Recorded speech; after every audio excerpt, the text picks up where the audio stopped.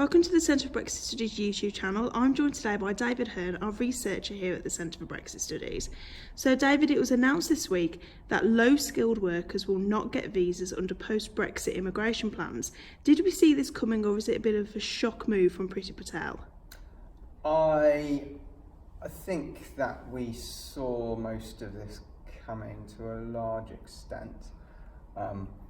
One of the government's overarching priorities has been to toughen the migration criteria for Europeans, or rather EU citizens who are looking perhaps or considering moving to the UK. So that was a significant chunk of the whole vote leave movement. It's a bit of a surprise to me that she's jumped on this so early.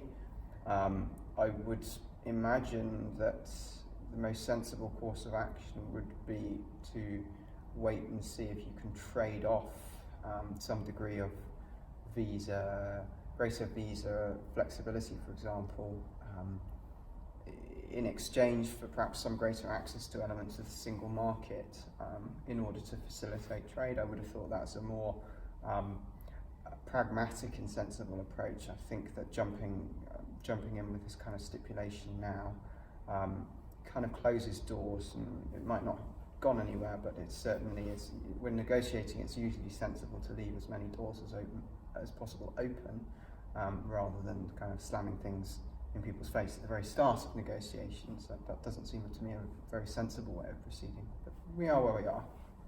So what impact could these immigration plans actually have on the economy and the workforce? I think the impact will be smaller in many ways than a lot of people either want or fear. And the reason for this is we've seen a very, very substantial fall in net migration from the rest of the EU since 2016.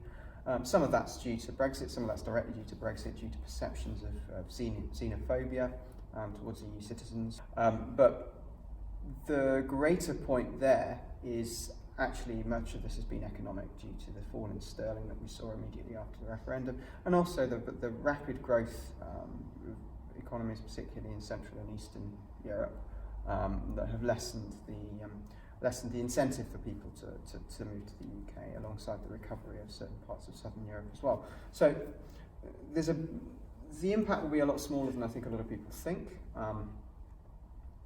That being said, there's no doubt that it will prove challenging for businesses in certain sectors who are used to recruiting significant numbers from the rest of the EU.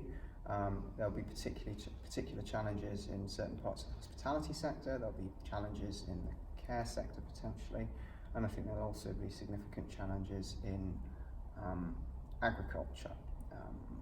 Don't underestimate the impact on higher skilled individuals as well, because actually applying for visas is time consuming and expensive, and it may be that a lot of people and a lot of companies decide that it's just not worth the bother. So do you think the idea then is that these low skilled jobs will be up for grabs from unemployed British citizens instead?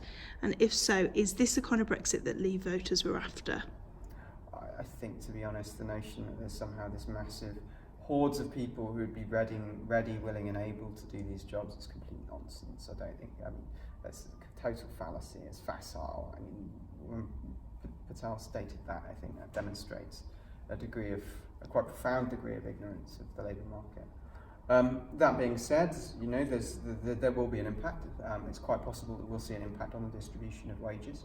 We'll have to wait and see whether what the government hopes will happen in terms of upskilling and in terms of greater investment or increased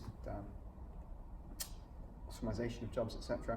Whether that actually comes to pass, I think a lot of people are quite sceptical about that.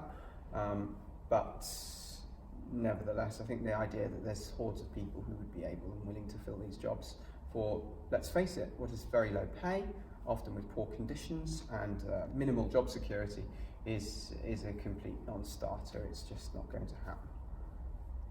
So Labour Party members start voting for their new leader next week, and Tony Blair has said that the party would have performed better in last year's election if they would have had a more moderate leader. So who out of the three do you think is the most moderate?